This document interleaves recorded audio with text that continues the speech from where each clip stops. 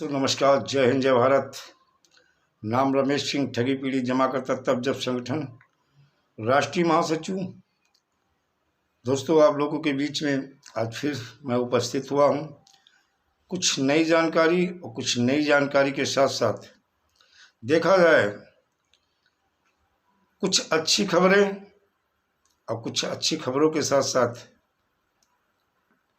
कुछ birds act यानी 2019 जिसे हम बोलते हैं the binding of unregulated deposit scheme act 2019 यानी अनियमित जमा योजना पाबंदी कानून सन 2019 आखिर राज्य की सरकारों से लेकर के शासन प्रशासन में इस कानून को लेकर सबसे बड़ी चर्चा क्यों? आखिर ये चर्चा का विषय क्यों? आज देखा जाए मिशन भुगतान भारत यात्रा सत्याग्रह की तीसरी कड़ी की जो शुरुआत हुई हिंदुस्तान में महाराष्ट्र के नागपुर से शुरुआत हुई, जो कि विश्व का सबसे बड़ा संगठन जो स्वयंसेवक संघ है, वहां से इसकी शुरुआत की गई। और आज देखा जाए इसी तीसरी कड़ी को, मिशन भुगतान भारत यात्रा की तीसरी कड़ी को, जो आंच है, जो लौ है, जो ज्योति है, वो भारत के बहुत सारे प्रदेशों में फैल चुकी है। ठगी पीढ़ी जमा करता तब जब संगठन के जो योद्धा हैं, बिहार में भी बहुत तेजी के साथ मिशन भुगतान भारत यात्रा सत्याग्रह तीसरी कड़ी की जबरदस्त शुरुआत हुई। वहां के पदाधिकारियों ने राष्ट्रीय महासचिव सुभाष जी, लल्लन यादव जी, अन्य पदाधिकारियों ने जिस तेजी के साथ मिशन भुगतान भारत यात्रा सत्याग्रह की ताबड़तोड़ मीटिंग प्लानिंग करना, विंडो ओपन कराना ये शुरू किया है, एक अच्छे संकेत हैं और इनसे सीख लेनी चाहिए समस्त प्रदेश के पदाधिकारियों को। दोस्तों हमारे संगठन के जो मेन उद्देश्य हैं, वीडियो को ध्यान से सुनना और एक चीज़ आप लोग विशेष ध्यान रखिएगा, वीडियो को पूरा सुनने के बाद लाइक और सब्सक्राइब जरूर करें और ज़्यादा से ज़्यादा शेयर करें। संगठन के आज मूल जो उद्देश्य हैं, जो हमारा मिशन भुगतान जागो भारत जागो अभियान, सत्याग्रह, जन जागरण जन चेतना अभियान, ठग मुक्त भारत राष्ट्र राज्य स्थापित करवाने के लिए जन जागरण जन चेतना अभियान, बहुत सारे अभियानों के नाम से हमारे संगठन के बहुत ऐसे उद्देश्य हैं, लक्ष्य हैं और मूल कुछ उद्देश्य हैं जो हमारी सरकार से, चाहे वो केंद्र की सरकार हो चाहे राज्य की सरकार हो, उनसे हमारी मांगे हैं। समस्त ठगी प्रकरणों को राष्ट्रीय आपदा घोषित करके सभी ठगी पीड़ित जमाकर्ता परिवार को अंतरिम राहत देने के लिए आपातकालीन विशेष राहत कोष बना करके अविलंब अंतरिम राहत के रूप में प्रत्येक पीड़ित अथवा उसके उत्तराधिकारी को न्यूनतम 5 लाख रुपए की आर्थिक सहायता, ये हमारे संगठन ने की मांगे हैं, जो सरकार से बाकायदा लिखित में, मौखिक नहीं, बाकायदा लिखित में सरकार को दिया गया है। और हमारे संगठन की दूसरी जो मांग है, अनियमित जमा योजना पाबंदी कानून सन 2019 को लागू करके अविलंब त्वरित न्यायालय व प्राधिकरणों का गठन करे और दोषियों को दंडित करते हुए समस्त पीड़ितों को उनकी जमा राशि का या ठगी हुई रकम के 2 से 3 गुना तक राशि का ब्याज समेत भुगतान कराएं। हमारे संगठन ने देश में पहली बार ये मांग भारत के प्रधानमंत्री के सामने रखी थी। राष्ट्रपति महोदय को पत्र लिखा गया था। जो संगठन की तीसरी मांग थी, दंड प्रक्रिया संहिता 1973 की धारा 357A के तहत ठगी पीड़ितों को अविलंब क्षतिपूर्ति राहत राशि मुहैया कराई जाए। ये भी हमारे संगठन की ही मांग थी। चौथी मांग थी संसद अथवा विधानसभाओं में विशेष शस्त्र बुलाकर ठगों की मृत्यु देने की विधि स्थापित की जाए। पांचवी मांग थी मल्टी स्टेट ठगी मामलों में सार्वजनिक जांच पड़ताल साधा स्कैम की तर्ज पर सीबीआई या एनआईए की समयबद्ध एसआईटी से करवाया जाए। संगठन ने यह भी मांग रखी थी। संगठन की काफी मांगे मानी भी गई। छठी मांग थी ठगी के अपराध को राष्ट्र राज्य के प्रति अपराध घोषित करके समस्त ठगी अभियोगों में राष्ट्रीय सुरक्षा कानून या गैंगस्टर एक्ट की धाराओं के तहत अभियोग चलाने का अध्यादेश जारी करे और 42 करोड़ ठगी पीड़ितों एवं जमाकर्ताओं के मौलिक संवैधानिक कानूनी एवं मानव अधिकारों की सुरक्षा की जाए। यह हमारे संगठन ने बाकायदा लिखित में मांगा था। संगठन की कुछ मांगे मान ली भी गई हैं और वास्तविक में व्हाट्सएप की जो चर्चा, जिसे हम बोलते हैं अनियमित जमा योजना पाबंदी कानून विधेयक 2019 12 जुलाई सन 2019 शासन व्यवस्था में इसकी बहुत सारी चर्चाएं हुई। हाल में ही केंद्रीय मंत्रिमंडल ने अनियमित जमा योजना पाबंदी कानून विधेयक 2019 को मंजूरी दी थी 12 जुलाई सन 2019 में। और इसके जो प्रमुख बिंदु हैं, आज इस वीडियो को पूरा देखना, समझ लेना इसके प्रमुख जो बिंदु हैं वो क्या है। उल्लेखनीय है कि यह विधेयक अनियमित जमा योजना पाबंदी कानून सन 2019 का पूर्ण स्थान भी लेगा। अब यह विधेयक देश में अवैध रूप से जमा राशि जुटाने के जोखिम से कारगर ढंग से निपटने तथा इस तरह की योजनाओं के जरिए गरीबी और भोले भाले लोगों की मेहनत की कमाई हड़प लेने पर रोक लगाने की दृष्टि से और भी मजबूत है। सारे कानूनों पे भारी पड़ता है। अब अनियमित जमा राशि जुटाने की गतिविधि पर पूर्ण प्रतिबंध लगाता है। अनियमित जमा राशि जुटाने वाली योजनाओं का प्रचार प्रसार अथवा संचालन के मामले में कठोर दंड का प्रावधान है। जमाकर्ताओं को पुनर्भुगतान के मामले में धोखाधड़ी और डिफॉल्ट करने पर भी कठोर दंड है। कंपनी के मालिक यानी कंपनी के ऊपर, कंपनी के डायरेक्टरों के ऊपर। ये इसके मुख्य बिंदु हैं जो आज मैं आपको बता रहा हूं।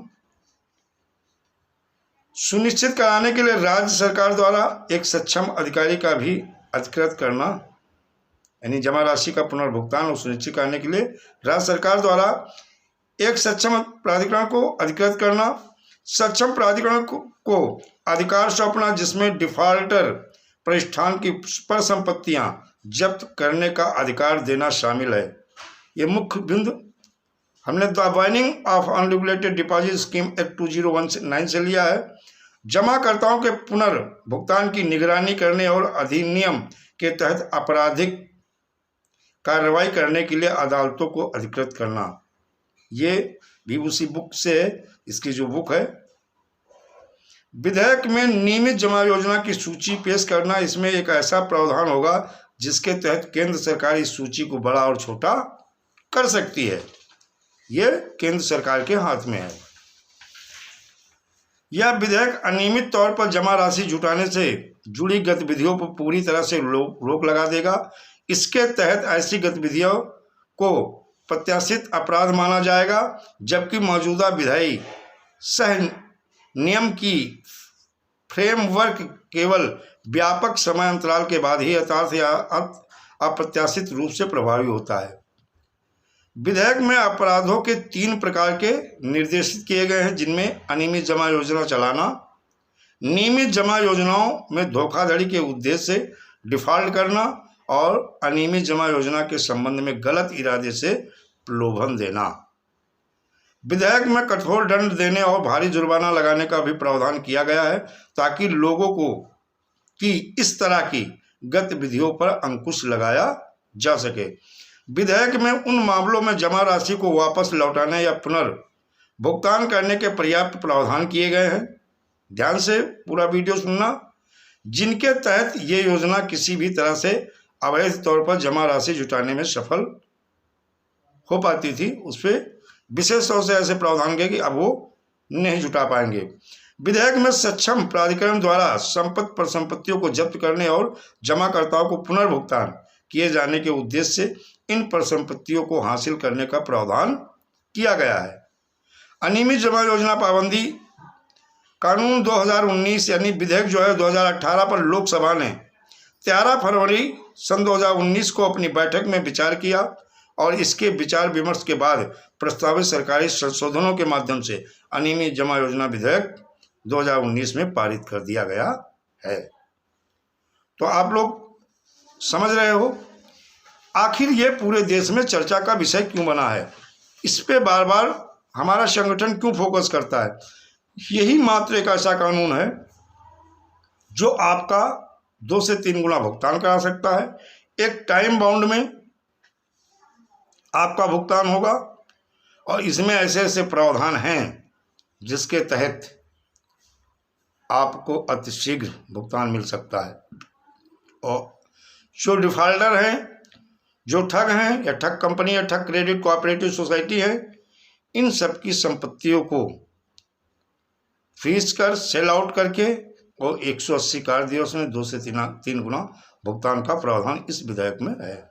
मैंने the burning of unregulated deposit scheme book से इन चीज़ों को लिखा है। लिखने के बाद में आप लोगों के सामने मैंने रखा है और ये चीज़ें लिखित में हैं, मौखिक नहीं है, बाकायदा इस कानून में है। इस कानून में ऐसा प्रावधान है और इसमें ऐसे ऐसे रूल्स हैं।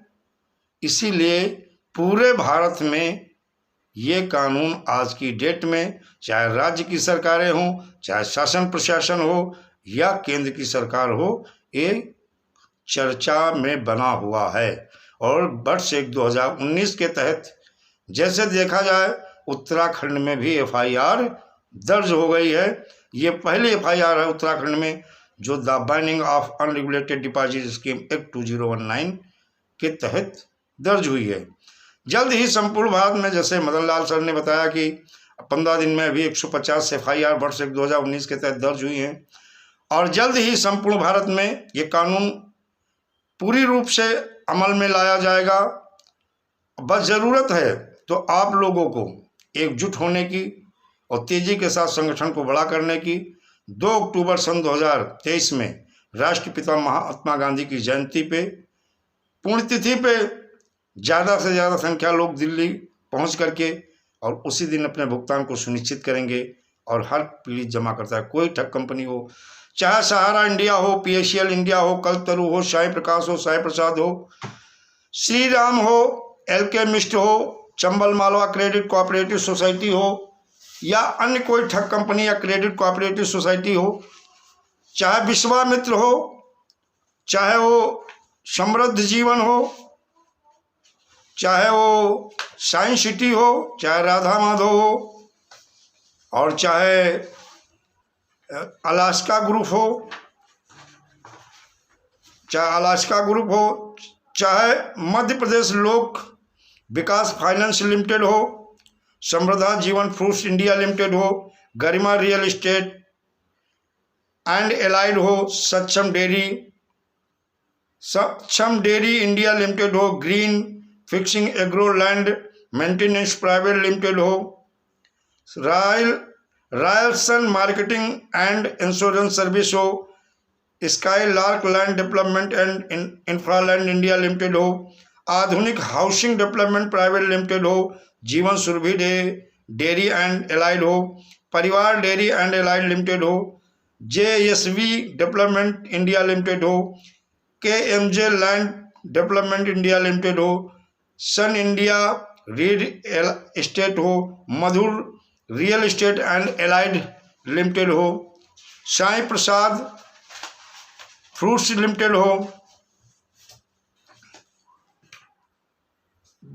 BPN real estate and allied हो, KBCL प्राइवेट लिमिटेड हो, GN लैंड डेवलपमेंट लिमिटेड हो, Kim future vision infrastructure limited development limited हो, PHCL इंडिया लिमिटेड हो, MKD land development India limited हो, कमल India real estate and allied limited हो, Sarthak India limited हो, RBN real estate infrastructure India limited हो, Sai Prasad food India limited हो, Sai Prasad property development limited हो, Galo leasing and finance limited हो, GCA marketing limited हो, Chandralok finvest private limited हो, state citizen शक सहकारी मारिया हो, Madhur tourist and market light private limited हो, Madhur dairy and allied limited हो, रायसन मार्केटिंग इंडिया लिमिटेड हो, या कोई ठग क्रेडिट कोऑपरेटिव सोसाइटी हो, इन सब के खिलाफ ये कानून पूरी रूप से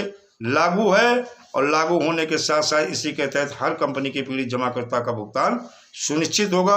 तो दोस्तों, वीडियो अच्छा लगे तो लाइक और सब्सक्राइब करिए। कहीं ना कहीं इन चीज़ों को हम खोजते हैं, उस पर तैयारी करते हैं।